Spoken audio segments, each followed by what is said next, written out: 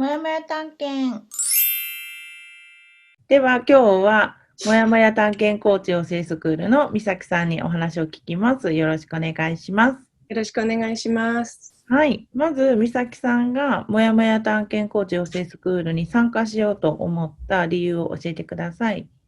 はい。その時は仕事をしていたんですけども、このままでいいのかなとか、体もすごくしんどかったので、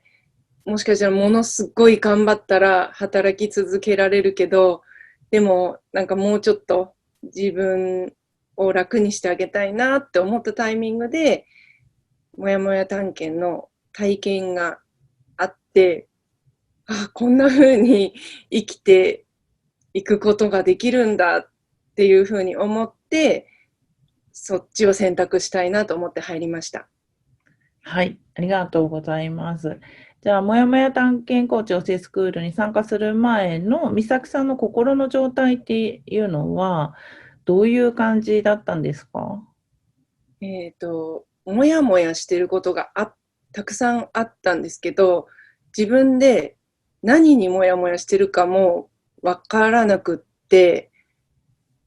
本当に何が好きなのか、何が嫌いなのか、何が嫌なのかっていうのが本当にもうわからなくなってた状態でした。それは、そのもやもや歴はどのぐらいですか？うーん、子供の頃からもやもやはしてたんですけど、うんうん。働き方がやっぱ働いてた時には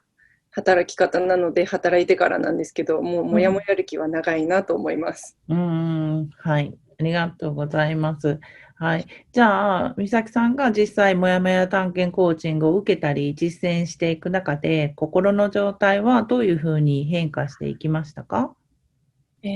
まずは自分の体がしんどいっていうことがあって、休んでもいいんだっていうところですごくほっとしたというか、休んでもいいというか、休ませてあげたいって思えるようになって、前だったら休むこともすごく良くないことって思っていたんですけど、なんかだんだんこう楽になって、自分がやりたいって思ったことを叶えていいんだってすごくほっとしていきました。はい。ありがとうございます。もやもや探検コーチ養成スクールは、私がやるグループコーチングと、コースによっては、ルームプロダクション所属のもやもや探検コーチの人と、1対1でコーチングを受けるっていうのがあるんですけど、美咲さんは、そのグループコーチングと個別コーチングの違いとか、なんか、良かったこととか、ぜひシェアしてください。はい、グループコーチングは、自分でも気づかなかったけど、それ私もモヤモヤしてたっていうことを発見して、そういうふうにいい気分の思考を選んだらいいんだっていうふうに、たくさん、自分ではないことからも学ぶというか、考えることができるようになったのがすごく良かったなって思うのと、あと、個別コーチングは、ちょっとグループで話しにくいなとかいうことも相談というか自分の気持ちを話すことができるようになったっていうのは大きかったなと思います。はい、ありがとうございます。じゃあ、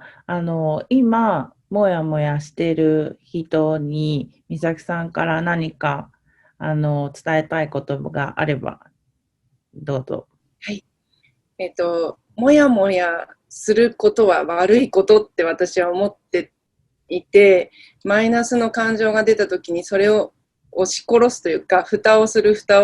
っていうことをしていたんですけど、そういうことはしなくてもいいというか、しないことがすごく自分のハッピーにつながるし、結局はみんなもその方がハッピーになるっていうことがよくスクールに入って実感できたので、ぜひ、はい、体験してもらいたいなって思います。はい、ありがとうございます。じゃあ、美咲さんがもしもやもや探検に出会ってなかったら、今頃どういう状態が想像できますか？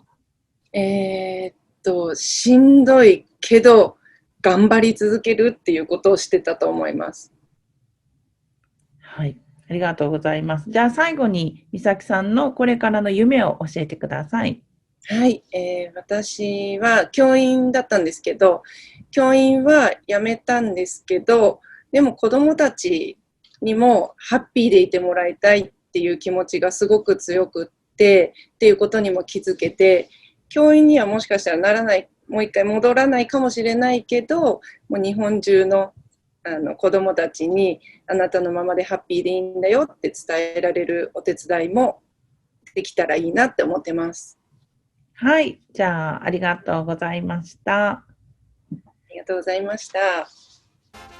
なぜ心理学を学ばなくてもモヤモヤに隠れた宝を見つけるだけで会社に縛られずに 100% 人生を遊び尽くせるのか、時間と人と場所に縛られない秘密3ステップ今だけ限定無料公開中です。下の概要欄の URL からメルマガ登録をしてぜひプレゼントを受け取ってください。では今日も見ていただきありがとうございました。もやもや探検家ルンでした。